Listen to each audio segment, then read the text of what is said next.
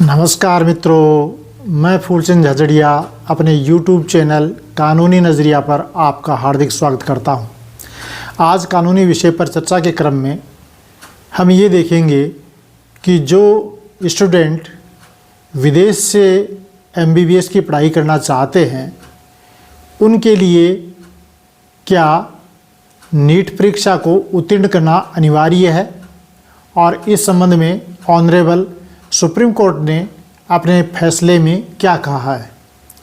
तो honourable supreme court के निर्णय की मदद से हम यहाँ इस तथ्य को समझेंगे। इससे पहले कुछ बेसिक बातों को हम पहले समझने की कोशिश करते हैं। देखिए, मेडिकल फील्ड के लिए एक काउंसिल बनी हुई है, एक परिषद बनी हुई है जिसका नाम है इंडियन मेडिकल काउंसिल। इसको भारतीय चिकित्सा परिषद या भारतीय आयुर्विज्ञान परिषद भी कहते हैं, और इसका कानून बना हुआ है इंडियन मेडिकल काउंसिल एक्ट 1956, भारतीय चिकित्सा परिषद अधिनियम 1956। तो इस अधिनियम की, इस कानून की धारा 13 की उपधारा 4A वो एक प्रावधान करती है जो विदेशों से MBBS की पढ़ाई करके आते हैं उनकी स्क्रीनिंग टेस्ट के लिए। जब पढ़ाई करके आते हैं तो एक स्क्रीनिंग टेस्ट होता है, और उस टेस्ट में पास होने पर ही यहाँ डॉक्टर के रूप में उनका नाम पंजीकृत होता है। उस परीक्षा को पास किए बिना, उस स्क्रीनिंग टेस्ट को पास किए बिना डॉक्टर के रूप में रजिस्टर में नाम दर्ज नहीं होता, और वह व्यक्ति चिकित्सा का व्यावसायिक कार्य नहीं कर सकता और न ही चिकित्सक के रूप में कोई नौकरी कर सकता है।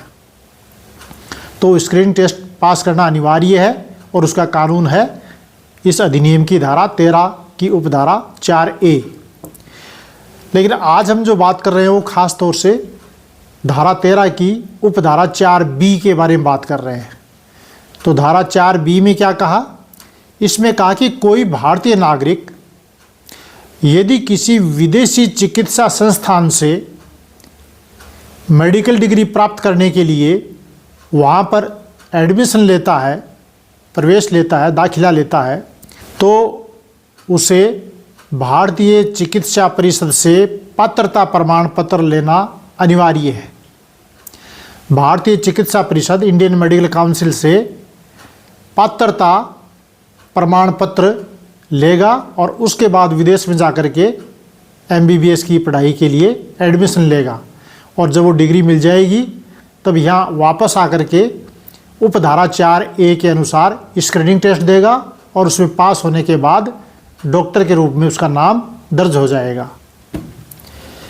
और यदि ये पात्रता प्रमाण पत्र लिए बिना कोई सीधा ही विदेश जाकर के किसी यूनिवर्सिटी में, कॉलेज में, मेडिकल कॉलेज में जाकर के एडमिशन ले लेता है और वहाँ से डिग्री प्राप्त कर लेता है, तो उसका क्या महत्व होगा? तो इस उपधारा 4B में ये कहा कि बिना प्रमाण पत्र लिए, बिना पात्रता प्रमाण पत्र के वहाँ से यदि कोई डिग्री लेता है तो वह उपधारा 4A के अनुसार उस स्क्रीनिंग टेस्ट में बैठने के लिए पात्र नहीं होगा।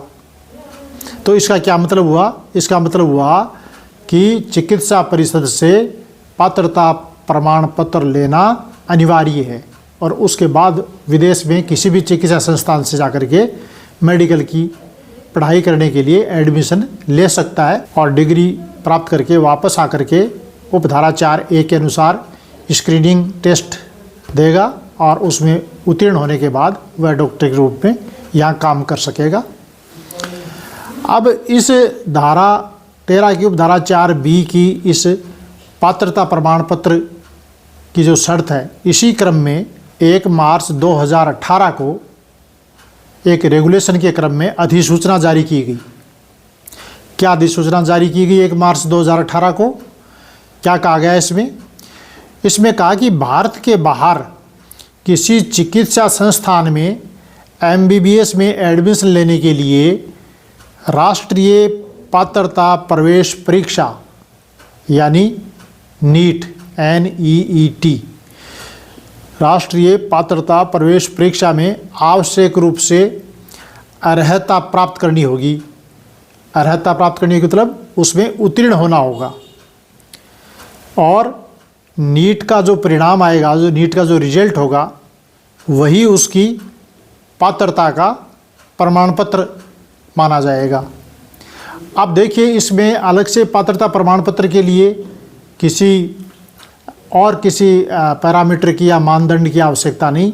नीट की एग्ज़ाम दीजिए और नीट के एग्ज़ाम में उत्तीर्ण होने पर वह स्वतः ही, यदि अन्य शर्तें पूरी हैं तो पात्रता प्रमाण पत्र मान लिया जाएगा।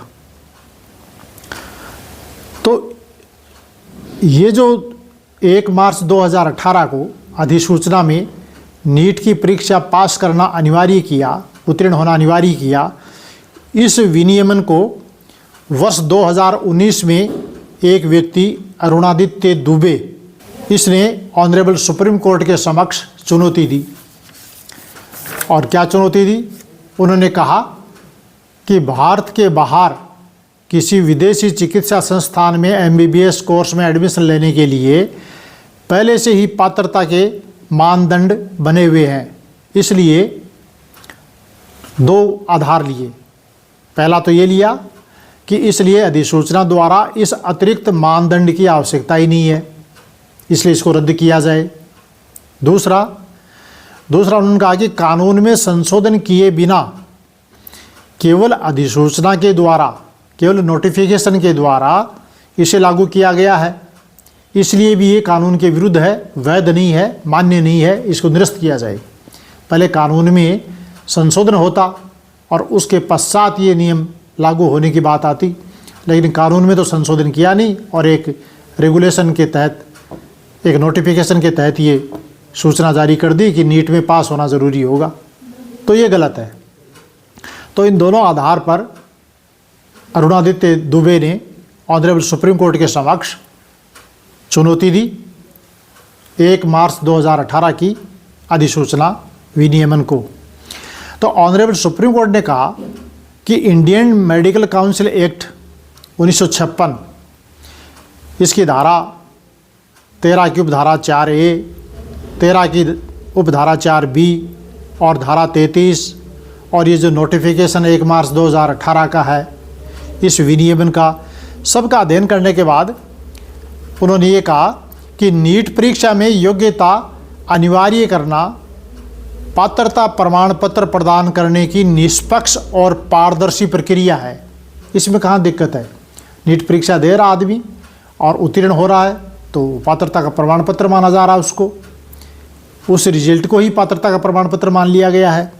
तो ये तो निष्पक्ष और पारदर्शी प्रक्रिया है, इसलिए वर्ष 2018 में बनाया गया विनियमन वैध है और यह संविधान के विरुद्ध नहीं है। और इस प्रकार अरुणादित्य दुबे की रिट याचिका को ऑनरेबल सुप्रीम कोर्ट ने खारिज कर दिया। तो ये कौन सी रिट पिटीशन थी? ये थी रिट पिटीशन सिविल नंबर 1205/2019 और इसका निर्णय कब हुआ? निर्णय हुआ 4 फरवरी 2025 को। तो ये तो एक बात हुई कि विदेश में MBBS की पढ़ाई करने के लिए जो जाएगा और वहाँ पर एडमिशन लेगा, उस एडमिशन लेने से पहले उसे नीट की परीक्षा को पास करना ज़रूरी होगा। और इस नियम को ऑनरेबल सुप्रीम कोर्ट ने 4 फरवरी 2025 को सही माना है। अब एक प्रश्न आता है कि नीट में उत्तीर्ण किसको कहा जाएगा, कितने नंबर आने पर उत्तीर्ण माना जाएगा? तो देखिए, यहाँ नंबर का कोई कानूनी प्रावधान ऐसा नहीं है कि कितनी प्रतिशत मार्क्स आने चाहिए। प्रतिशत मार्क्स का नहीं है, ये परसेंटाइल बेसिस पे है। एक तो होता परसेंट, एक होता परसेंटाइल। तो दोनों में अंतर क्या है, ताकि हम इस चीज़ को बारीकी से और अच्छी तरह से समझ सकें। तो प्रतिशत तो परसेंट हो गया और प्रतिशतक ये परसेंटाइल है। तो ये तो हिंदी और इंग्लिश के नाम हो गए। परसेंट को प्रतिशत कहते हैं, परसेंटाइल को प्रतिशतक कहते हैं। तो परसेंटाइल से ही ये पास होने की बात जो है वो देखी जाएगी। अब दोनों में अंतर क्या है? प्रतिशत अंक आधारित है, ये मार्क्स पे बेस्ड है, अंक आधारित है। जैसे 90% का मतलब है 100 में से 90 अंक, और प्रतिशतक ये रैंक आधारित है। रैंक का क्या मतलब? किसी समूह में कोई व्यक्ति कितने प्रतिशत लोगों से ऊपर या नीचे है, कोई ग्रुप है, उस ग्रुप में वह कहाँ स्टैंड कर रहा है, उसके नीचे कितने लोग हैं, उसके ऊपर कितने लोग हैं, उसका कौन सा स्थान है उस ग्रुप के अंदर, उसको कहते हैं रैंक। तो प्रतिशतक रैंक आधारित है। जैसे 90% का मतलब है कि उस ग्रुप में, उस समूह में वह व्यक्ति 90% छात्रों से ऊपर है, तो ये ग्रुप के अंदर उसका रैंक कौन सा है, उनका कौन सा स्थान आता है मेरिट में, उस स्थान को दर्शित करता है। और प्रतिशत परीक्षा में आने वाले प्राप्तांकों को दर्शित करता है। तो ये प्रतिशतक कैसे निकालेंगे? प्रतिशत तो ठीक है, 100 में से 90 नंबर प्रतिशत हो गया, और प्रतिशतक कैसे निकाला जाएगा? इसका कोई फार्मूला है? हाँ, इसका फार्मूला है। क्या फार्मूला है इसका? ये फार्मूला है कि वह व्यक्ति जो अपना प्रतिशतक जानना चाहता है, उस व्यक्ति से मेरिट में नीचे कितने लोग और हैं, मेरिट में उससे नीचे जितने लोगों की संख्या है, उस संख्या को 100 से गुणा करके और उस ग्रुप के समस्त सदस्यों की संख्या, यानी उदाहरण के लिए जैसे नीट परीक्षा में 25 लाख छात्र छात्राएं सम्मिलित हुए, तो उनमें से 25 लाख के ग्रुप में उसका कौन सा स्थान है और उसके नीचे कितने लोग हैं। तो मेरिट में उसके नीचे जितने लोग हैं उनको 100 से गुणा करके कुल समूह की संख्या जो परीक्षा में शामिल हुए 25 लाख, उसका भाग देंगे, जो आएगा परिणाम वह उसका प्रतिशतक या परसेंटाइल कहलाएगा। देखिए, इसमें एक बात क्लियर कर देता हूँ कि ये जो परीक्षा में शामिल हुए व्यक्ति जो मैंने बोला है, इसका मतलब ये है कि परीक्षा में अपीयर कितने लोग हुए, फार्म कितने लोगों ने भरा, इससे मतलब नहीं है। परीक्षा में अपीयर कितने लोग हुए, वे लोग उस ग्रुप की कुल सदस्य संख्या कहलाएगी। तो उस समूह की कुल संख्या वही लोग कहलाएंगे जो उस परीक्षा में अपीयर हुए हैं, सम्मिलित हुए हैं, शामिल हुए हैं। अब एक उदाहरण से हम समझते हैं। मान लीजिए कि ए नाम का एक व्यक्ति है, छात्र है, और उसने नीट की परीक्षा दी। इस नीट की परीक्षा में 25 लाख स्टूडेंट अपीयर हुए। उन 25 लाख में ए ने टॉप किया और 720 में से 720 नंबर आए और इस पूरे परीक्षा का टॉपर रहा। तो 720 में से 720 नंबर आने का मतलब 100% नंबर हो गए। लेकिन 100% मार्क्स तो हो सकते हैं, 100% परसेंटाइल कभी नहीं हो सकती। क्यों नहीं हो सकती? इसको समझिए आप। जैसे 25 लाख लोगों में से ए व्यक्ति जिसके 720 में से 720 नंबर आए और जिसको हमने टॉपर कहा है, वह उसी संख्या में से एक व्यक्ति है, तो उसके नीचे 25 लाख नहीं हो सकते।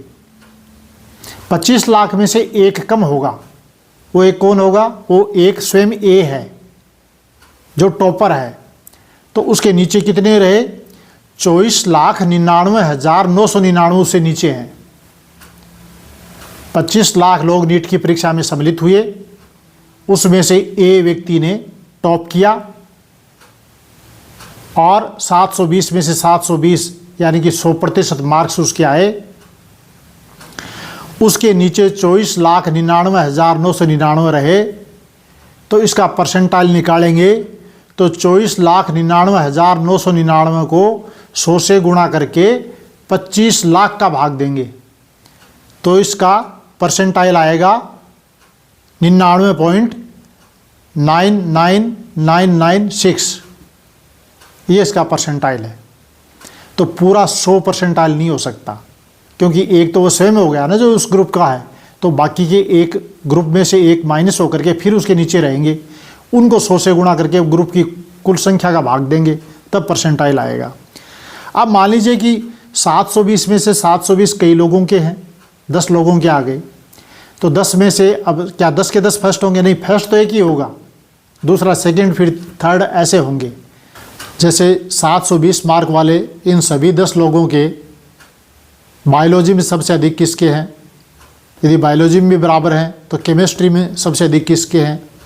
ऐसे इसका कोई फार्मूला तय करके और उसमें ऊपर नीचे किया जाता है, लेकिन टॉपर एक ही होता है, दूसरा सेकंड होता है, भले ही बराबर नंबर 720 नंबर ही हो। और जो ही वो नीचे जाता है तो ही वो मेरिट के अंदर उसका स्थान नीचे आ जाता है, और इसी अनुसार उसका परसेंटाइल पॉइंट में कुछ कम होता जाता है। अब दूसरा उदाहरण लेते हैं। मान लीजिए बी नाम का एक स्टूडेंट है और उसके 25 लाख लोगों के द्वारा दी गई इस नीट परीक्षा में 684 नंबर आए 720 में से। तो 720 में से 684 नंबर आए तो उसके मार्क्स हुए 95%। और मेरिट में इस बी का 25,000वां स्थान है। अब 25,000वां स्थान है तो उसके नीचे कितने रहे? नीचे रहे 24,75,000। तो 24,75,000 को 100 से गुणा करके 25 लाख का भाग देंगे, तो रिजल्ट आया 99, यानी कि बी की परसेंटाइल 99 है, 99 है, और मार्क्स आए थे इसके 95%। और उदाहरण लेते हैं एक। माना कि सी नाम के स्टूडेंट ने 25 लाख वाली इसी नीट परीक्षा में भाग लिया और 720 में से उसके मार्क्स आए 648, तो इसका प्रतिशत रहा 90%। 720 में से 648 मार्क्स आए, यानी कि 90% मार्क्स आए। और मेरिट में इसका नंबर कौन सा था? 25 लाख में। 25 लाख में मेरिट में इसका स्थान आया 1 लाखवां स्थान। अब 1 लाखवां स्थान इसका है तो 99,999 तो इसके ऊपर हो गए, और इसके नीचे रहे 24 लाख। 1 लाखवां इसका नंबर है तो 24 लाख इसके नीचे रहे। तो 24 लाख को 100 से गुणा करके 25 लाख का भाग देंगे तो इसकी परसेंटाइल आई 96। 96 इसका प्रतिशतक है, परसेंटाइल है। और उदाहरण ले लेते हैं, अच्छी तरह समझ में आ जाए। डी नाम का एक व्यक्ति है, स्टूडेंट है, जो इसी 25 लाख वाली नीट परीक्षा में सम्मिलित होता है और उसके मार्क्स आते हैं 432। तो 720 में से 432 मार्क्स आने पर मार्क्स हुए 60%। और इसका मेरिट में मान लीजिए, सब ये उदाहरण है काल्पनिक, इसमें कोई सत्यता नहीं है, समझाने के लिए ये उदाहरण लिए गए हैं। तो 432 नंबर वाले इस डी व्यक्ति की मेरिट में स्थान इसका है 6 लाखवां स्थान। तो 6 लाखवां स्थान है, 5,99,999 से ऊपर है। 6 लाखवां नंबर इसका खुद का है और 19 लाख बाकी के इसके नीचे हैं। 25 लाख में से 19 लाख डी के नीचे हैं। तो 19 लाख को 100 से गुणा करके 25 लाख का भाग देंगे तो ये आया 76। तो डी की परसेंटाइल कितनी हुई? 76।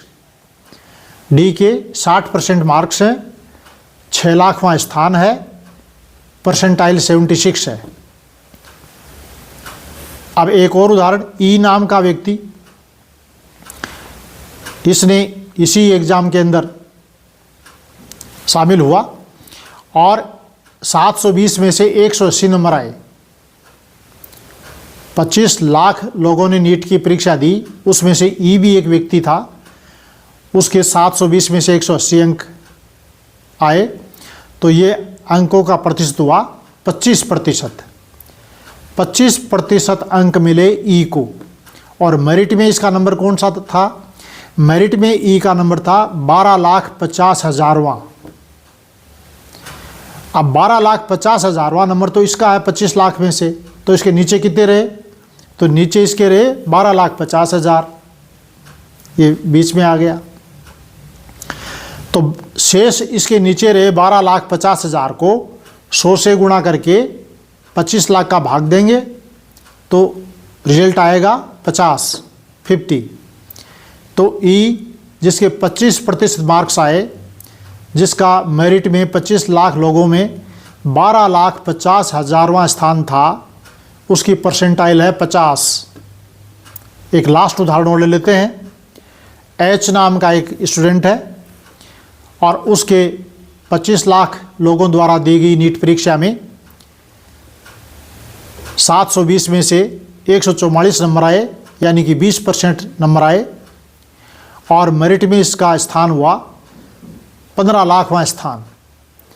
एच का 15 लाखवां स्थान मेरिट में है, मार्क्स इसके 20%, 144 नंबर आए हैं 720 में से। तो अब 15 लाखवां स्थान जब एच का है तो एच के नीचे इस लिस्ट में कितने स्टूडेंट शेष रहे? 10 लाख। 25 लाख में से 10 लाख नीचे रह गए इसके। तो 10 लाख को 100 से गुणा करके 25 लाख का भाग देंगे तो प्रतिशतक आएगा 40 परसेंटाइल। तो ये तो परसेंटाइल निकालने का तरीका हुआ। अब उत्तीर्ण करने के लिए कि कोई स्टूडेंट उत्तीर्ण है कि नहीं है, उसके लिए क्या क्राइटेरिया, क्या पैमाना रखा जाए, इस संबंध में पिछले कई सालों से जो निरंतर चला रहा है उसके अनुसार मैं आपको ये बताने जा रहा हूँ। देखिए, वैसे तो मेरा कानून का विषय है और विज्ञान विषय से मेरा ज़्यादा संबंध नहीं है, लेकिन मैं आपको जितना समझा हूँ उसके आधार पर समझाने की कोशिश कर रहा हूँ। तो नीट परीक्षा में उत्तीर्ण होने के लिए जो अनारक्षित श्रेणी है, जिसको सामान्य श्रेणी भी कहते हैं, उसके लिए और EWS इनके लिए चाहिए 50% तक, 50 परसेंटाइल। और शेष OBC, SC, ST इन तीनों कैटेगरी के लिए उत्तीर्ण होने के लिए कितना चाहिए? 40% तक, यानी 40 परसेंटाइल। और जो दिव्यांग व्यक्ति हैं उनकी कुछ और इसमें अलग प्रावधान रखा गया है छूट का, तो आप ये स्क्रीन पे भी देख सकते हैं। तो नीट एग्ज़ाम में जो भारत के अंदर गवर्नमेंट मेडिकल कॉलेज हैं, प्राइवेट मेडिकल कॉलेज हैं, इनमें एडमिशन लेने के लिए जो कट ऑफ है वो मेरिट के अनुसार जितनी सीटें इन कॉलेज में हैं उसके आधार पर कट ऑफ अलग होती है, और सामान्य उत्तीर्ण होना ये अलग है। तो कट ऑफ 40 या 50 परसेंटाइल नहीं होती है। कट ऑफ तो जितनी सीटें उसके आधार पर ऊपर रहेगी। लेकिन विदेश में यदि कोई MBBS करना चाहता है तो उसको वहाँ पर जाकर एडमिशन लेने के लिए नीट में उस कट ऑफ से संबंध नहीं है, उसको नीट में केवल उत्तीर्ण होना अनिवार्य है। और उत्तीर्ण होने के लिए अनारक्षित श्रेणी और EWS इनके लिए 50% यानी 50 परसेंटाइल, और SC, ST, OBC इनके लिए 40% यानी कि 40 परसेंटाइल होना अनिवार्य है। तो विदेश में जाकर के एडमिशन MBBS में लेना हो तो उसके लिए नीट परीक्षा उत्तीर्ण करना अनिवार्य है, और उस उत्तीर्ण करने के लिए कितना परसेंटाइल होना चाहिए और वो परसेंटाइल किस प्रकार निकाला जाता है, प्राप्त अंकों के आधार पर या समूह की संख्या में मेरिट पर आए स्थान के आधार पर, ये सारा मैंने आपको समझाने की कोशिश की है। आपको समझ में आया होगा। वीडियो आपको अच्छा लगा हो तो आप इसे लाइक कीजिए, शेयर कीजिए और सब्सक्राइब कीजिए। आपका बहुत बहुत धन्यवाद। नमस्कार।